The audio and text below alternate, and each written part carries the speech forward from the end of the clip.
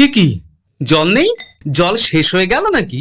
এই জানো তো, গ্রামের সব জলাশয়ের জলস্তর না নেমে গেছে, পুকুরও শুকিয়ে গেছে, কুয়োতে জল অনেক নিচে চলে গেছে। কি যে হবে কে জানে। এই বছর তো বৃষ্টি হয়েছে কম, তার উপর মানুষজন জল ব্যবহারের চেয়ে নষ্ট করে বেশি। দেখি, মহারাজকে বলতে হবে।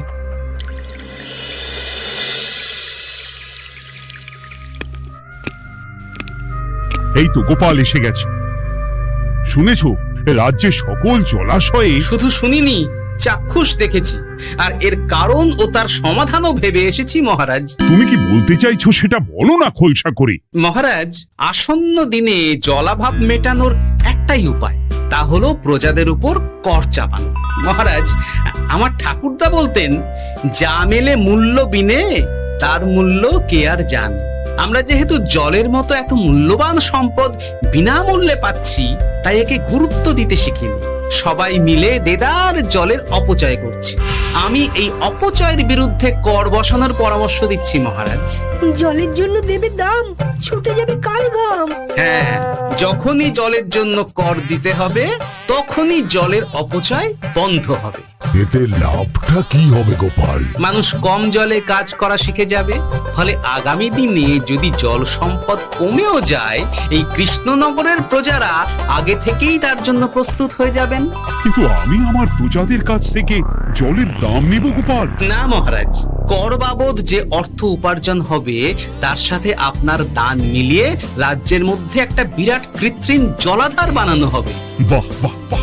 যেখানে বৃষ্টির জল সংরক্ষণ করা যাবে মহারাজ। এতে সারা বছর ধরে আর কোনো জলের অভাব থাকবে না মহারাজ। গোপালের প্রস্তাব বড় ভালো লেগেছে। আগামী দিনে ইতিহাসে এই কর্মযজ্ঞের কথা লেখা থাকবে বলেই আমার বিশ্বাস। আর তাই আমি গোপালকে এই মুহূর্তে 50টি স্বর্ণমোহর উপহার দেব বলে ঘোষণা করছি। সাধু সাধু সাধু।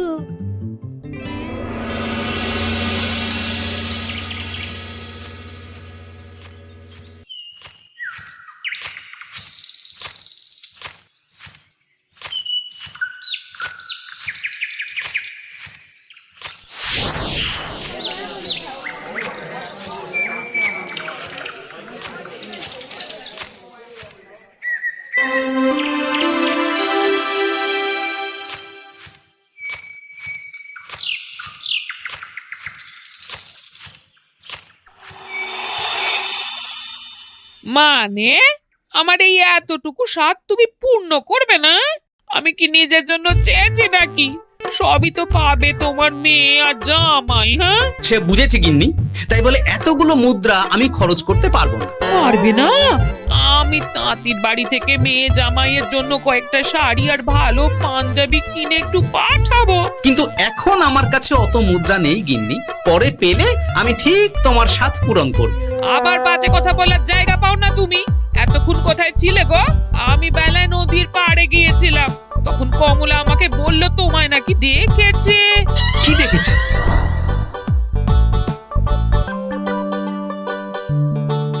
কোথায় গেল? এত বড় মুদ্রা থলে কি হাওয়াতে উবে গেল নাকি? এই রে, এ তো মহা ঝামেলা। কখন কে যে গিন্নিকে খবর দিচ্ছে সেটা টেরও পাইনি। বলি মুখে কুলু পাটলে যে বড়, বলি রাজা মশাইয়ের কাছ থেকে যে এত রোজগার করো, সেই মুদ্রা যায় কোথায়? কানের মাথা খেও না তো। আমি কি তোমার কোনো কিছুর অভাব রেখেছি? বলো একবার। খাওয়া পড়া কোনো কিছুর তো কোনো খামতি নেই তোমার। মানছি রাখোনি, কিন্তু তাই বলে আমিও তোমার স্ত্রী, তোমার গিন্নি গো, গিন্নি, তাই না? আমার তো জানার অধিকার আছে নাকি যে তোমার উপার্জনের অর্থ করি সব কোথায় যাচ্ছে? জানবে জানবে, সব জানবে। এখন কিছু খেতে দাও দেখি, পেটে ছুঁচোয় ডন বৈঠক মারছে। না, এরপর থেকে আর মহারাজের কাছে উপহার পেলে ওইভাবে খোলা হাটের মধ্যে দিয়ে আসা যাওয়া করা যাবে না।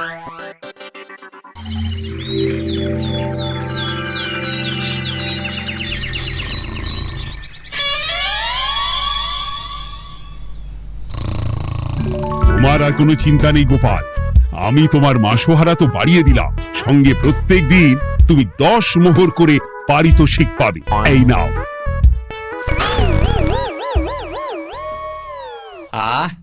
এই ভোরবেলায় একটা জব্বর স্বপ্ন দেখা গেল বটে। এই স্বপ্ন খুলে গেলে আর কোনো চিন্তা নেই। গিন্নি, ও গিন্নি, বলি গেলে কোথায়? গিন্নি, সাড়া নেই। ও গিন্নি, রাগ করলে নাকি গো? আরে এসো এসো, এমন একটা স্বপ্ন দেখেছি না যে তোমার আর কোনো চিন্তা থাকবে না গিন্নি। মোহর আর মুদ্রা একেবারে ঝরে পড়বে গো।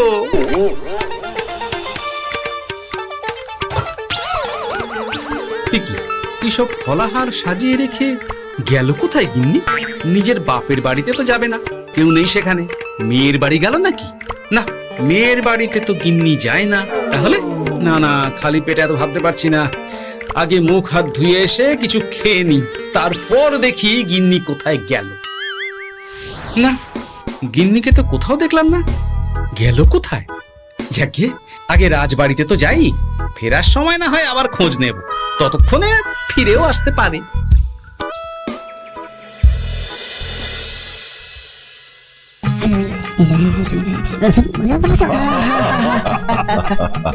বাহ বাহ বাহ, একেই বোধহয় বলে সঙ্গগুণ। অনেকদিন এত হাসি নিয়ে।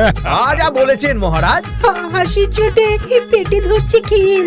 কর্তার গিন্নিতে দেখছি রয়েছে অনেক প্রেম। কি গিন্নি, তুমি এখানে কি করছো?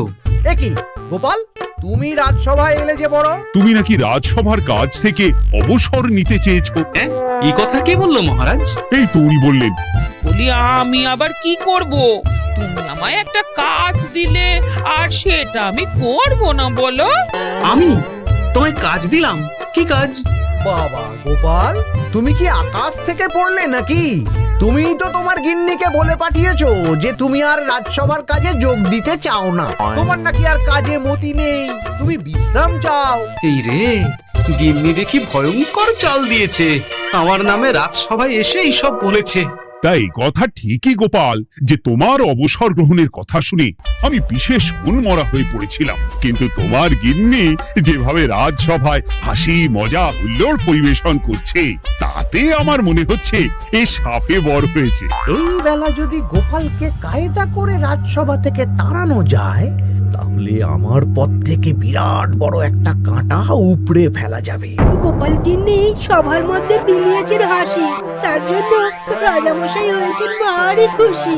হ্যাঁ গোপাল, তাই আমি ঠিক করেছি তোমার স্থানে আমি তোমার গিন্নিকেই বহাল করব। হ্যাঁ, তোমার সঙ্গে ঘর সংসার করে ওর বুদ্ধি বেশ খোলতাই হয়েছে, সেটা বোঝাই যাচ্ছে।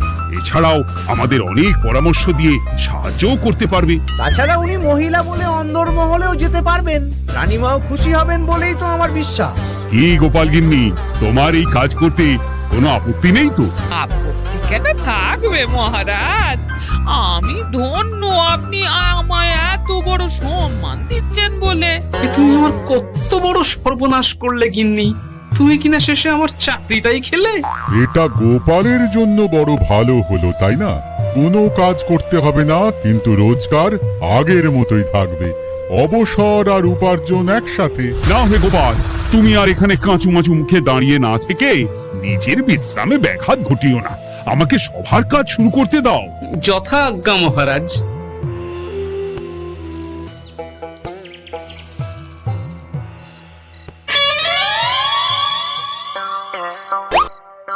মানে মহারাজ সমস্যার সমাধান করতে দিয়েছেন তোমাকে, আর তার উত্তর দেব আমি? কেন?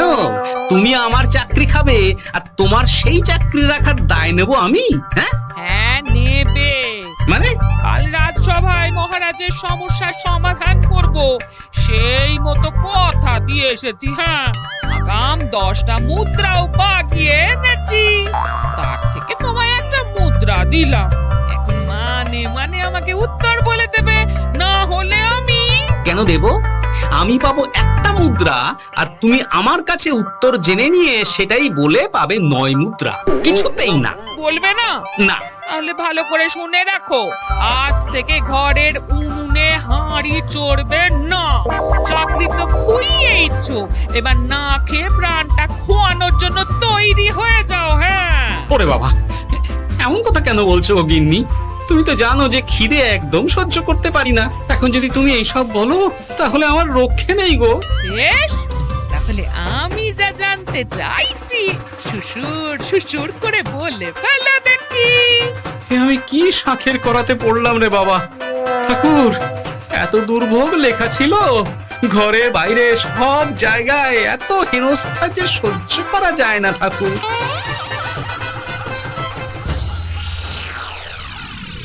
একেই তো বলে গো গিন্নি, মেঘ না চাইতেই জল। এতদিন কতভাবে চেষ্টা করেছি গোপালকে রাজসভা থেকে তাড়াবার, আর গোপাল নিজেই কিনা রাজসভা থেকে পালিয়ে গেল। কি সব বলছো? তোমার শরীর ঠিক আছে তো? শরীর মন সব ঠিক আছে, তবে গোপালের বদলে কাকে বহাল করা হয়েছে শুনলে তোমার মাথা ঘুরে যাবে। কাকে? গোপাল গিন্নিকে। আমার কিন্তু বিষয়টা খুব একটা সরল ঠেকছে না গো। গোপাল ভাঁড়ের বুদ্ধি তো আর যে সে বুদ্ধি নয়।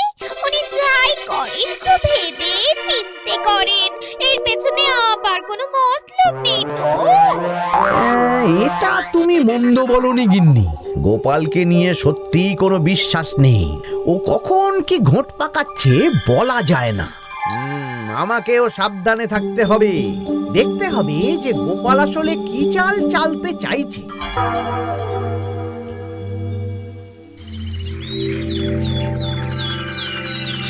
হ্যাঁ গোপাল গিন্নি, এই একটাই প্রশ্ন আমায় সারা রাত ধরে জাগিয়ে রেখেছে। মানুষ মরে ভূত হয়, ভূত কি মরে? তাহলে ভূত মরলে কি হয়? মানে মহারাজ, এই প্রশ্নের উত্তর আমার আজকে দিতে ইচ্ছে করছে না। হ্যাঁ, আমি না হয় আপনাকে আগামীকাল এই প্রশ্নের উত্তর দেব, ঠিক আছে? হ্যাঁ, গাছ থেকে পড়ে গেলে জাপটে ধরে ডালকে। আজকের প্রশ্নের উত্তর উনি দেবেন কালকে। না হে গোপাল গিন্নি, তা হয় না। এই প্রশ্ন আমাকে সারা রাত বিচলিত করেছে। আবার যদি আজকেও এই প্রশ্নের উত্তর না পাই, তাহলে তো আবার একটা নিদ্রাহীন রাত আমাকে কাটাতে হবে। মানে আমি বলছিলাম কি মহারাজ, গোপাল গিন্নি তো সদ্য এই কাজে বহাল হয়েছে, তাই তাকে তো একটু সময় দেওয়া দরকার নাকি? কিন্তু প্রশ্নের উত্তর না পেলে যদি মহারাজের শরীর খারাপ হয়, তার দায় কে নেবে মন্ত্রী মশাই? এই রে, এখন আমি কি করব? এ তো মহা বিপদে পড়লাম দেখছি। আচ্ছা মহারাজ, ঠিক আছে ঠিক আছে, আমি এই প্রশ্নের উত্তর দেব, কিন্তু আমার না একটু সমস্যা আছে। খোলা হাওয়াতে গিয়ে না দাঁড়ালে আমার ঠিক মাথা খোলে না, তাই বলছিলাম। তাই না হয় যাও, হাওয়া খেয়ে এসে মাথাটা খোলতাই করে নাও, কিন্তু এই প্রশ্নের উত্তর আমাকে আজকেই দিতে হবে। হ্যাঁ, উফ, এই যে কি সমস্যা! সারাদিন ঘরে বসে থেকে থেকে তো আমার সারা গায়ে বাদ ধরে গেল। সেই সকালবেলা আমাকে ফলাহার কুড়িয়ে দিয়ে গিন্নি তো চলে গেছে রাজবাড়িতে চাকরি করতে।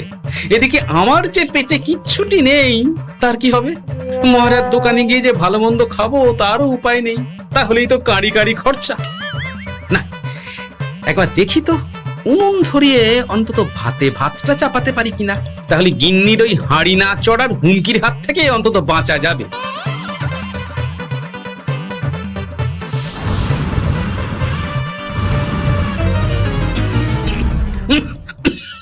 ও বাবা গো, ও বাবা, এত কেসে কেসে সোজা শেষ যাত্রা হয়ে যাবে আমার। না, এর চেয়ে না খেয়ে মরাও ঢের ভালো। দেখি তুমি বাড়িতে কেন? এত হাঁপাচ্ছ কেন? ষাঁড়ে তাড়া করেছে নাকি? আরে না গো, মানুষ মরে ভূত হয়, ভূত কি মরে? তাহলে ভূত মরলে কি হয়? খোলা হাওয়াতে গিয়ে না দাঁড়ালে আমার ঠিক মাথা খোলে না। ও, এই হলো ব্যাপার। বেশ, এর উত্তর তোমায় আমি বলে দিচ্ছি। ভূত মরে প্রথমে এক ঝুড়ি অন্ধকার হয়, সেই অন্ধকার হাওয়াতে উড়ে বেড়ায়। এক সময় সেই অন্ধকার পাতলা হতে হতে কুয়াশার মতো হয়ে যায়। ব্যাস, মিটে গেল। ব্যাস, মিটে গেল। যদি রাজা মশাই এই কথা বিশ্বাস না করেন, হ্যাঁ, তুমি হলপ করে বলবে আপনি যখন মরবেন একদম মিলিয়ে নেবেন মহারাজ। এর চেয়ে এক পা এদিক ওদিক হয় না যেন। হ্যাঁ, এই না হলে তুমি গোপাল ভাঁড়, হ্যাঁ? বুঝেছ তাহলে? এই তুমি চিন্তা করো না, রাজবাড়ি থেকে ফেরার সময় আমি তোমার জন্য অনেক অনেক বাজার করে আনবো, ঠিক আছে? এই আমি যাই। এ তো ভারী মজা হলো। মহারাজ তক্ষুনি প্রশ্নের উত্তর চাইলে গিন্নি এইভাবে সেই রাজবাড়ি থেকে দুধ দাঁড়িয়ে ছুটে আসছে উত্তর জানতে। আমাকে তুমি একটা চাল দিয়ে কুপকাত করেছে তো গিন্নি। এইবার বুঝবে কত ধানে কত চাল।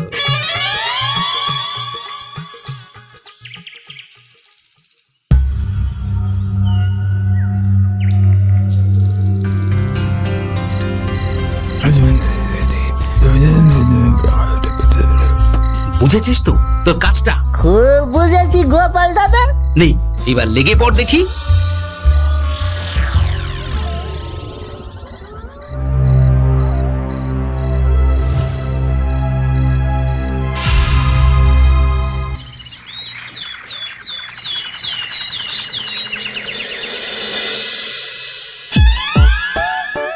তাহলে আর বলছি কি তোমাদের, সকালবেলায় উঠে দেখি মুখের এই হাল। এই কাণ্ড কি করে হলো মহারাজ? আহ, তার আমি কি জানি। আমি সকালে উঠে আয়নায় নিজেকে এই অবস্থায় দেখে খুব চিন্তায় রয়েছি। গোপাল গিন্নি, আগে মহারাজ, গোপাল থাকলে যে কাজ করত সেটা তো তোমাকেই করতে হবে, বলতে হবে এর সমাধান কি। হ্যাঁ মানে মানে আমি হ্যাঁ হ্যাঁ, আমার মনে আছে। তোমার তো আবার হাওয়া না খেলে চলে না। যাও যাও, তাড়াতাড়ি হাওয়া খেয়ে এর উত্তর নিয়ে এসো।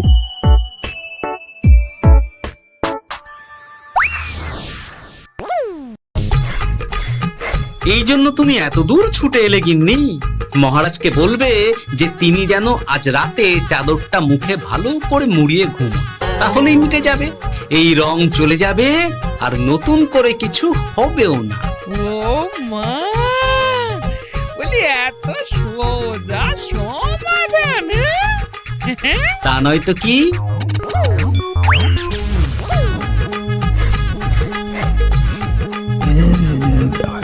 কাল সারা রাত আকাশে একবার দেখলাম চাঁদ উঠেছে, আর একবার দেখলাম ঘোর অমাবস্যা।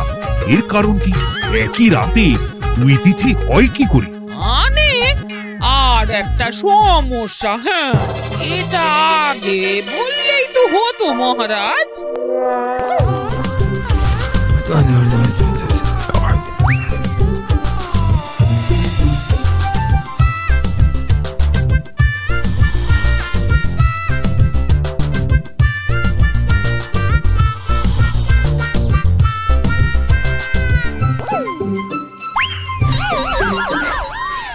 কি তুমি হাওয়া খেতে গিয়ে এইভাবে খাবি খাচ্ছ কেন গোপাল গিন্নি?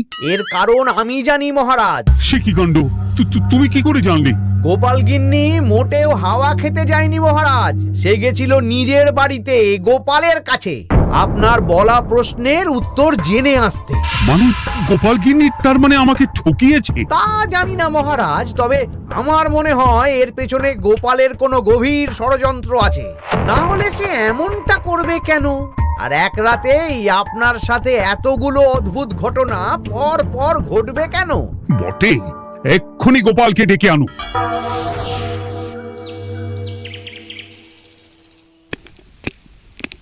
না মহারাজ, আমি সত্যি অবসর চেয়েছিলাম, আর তাই আমার গিন্নি আপনার কাছে এসে বলেছিল।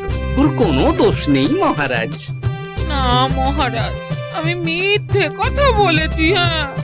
উনি আপনার কাছ থেকে পাওয়া সোনার মোহর নিয়ে বাড়ি যান না, তাই আমি ওকে শায়েস্তা করতেই এই ফন্দি করেছিলাম। আসলে মহারাজ, আমি আপনার কাছ থেকে পাওয়া সোনার মোহর জল প্রকল্পের কাজে লাগাবো বলে কিছু জনকে নিয়ে একটা দল গঠন করতে গিয়েছিলাম, আর তাদের কাছেই ওগুলো রেখে এসেছি। এটা যদি আমার দোষ হয় তাহলে আমি ক্ষমা প্রার্থী মহারাজ।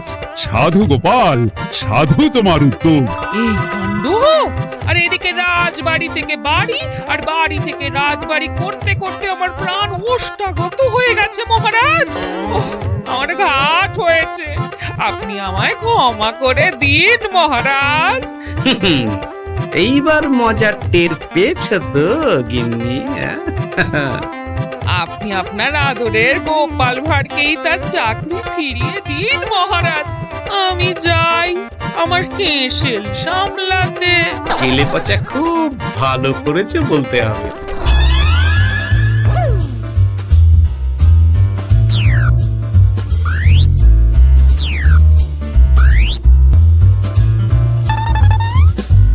তবে মহারাজ, অমাবস্যা পূর্ণিমা সব আমার বুদ্ধিতেই কেলেপচা করেছিল। আপনার ওই মুখের রং, ওটি একটি বিশেষ রং যার আয়ু একদিন, তাই ওটা এমনিই মিলিয়ে গেছে। হ্যাঁ, সেই বরং ভালো। তুমি তোমার গিন্নিকে নিস্তার দাও গোপাল। তাছাড়া আমিও আমার গোপালকে ছেড়ে আর থাকতে পারছি না। যথা আজ্ঞা মহারাজ। আমারও যে আর এই অবসর ভালো লাগছে না মহারাজ। গোপাল ছাড়া রাজসভা যে লাগে ফাঁকা ফাঁকা, তাই তো আবার চাকরিতে তাকে বহাল রাখা।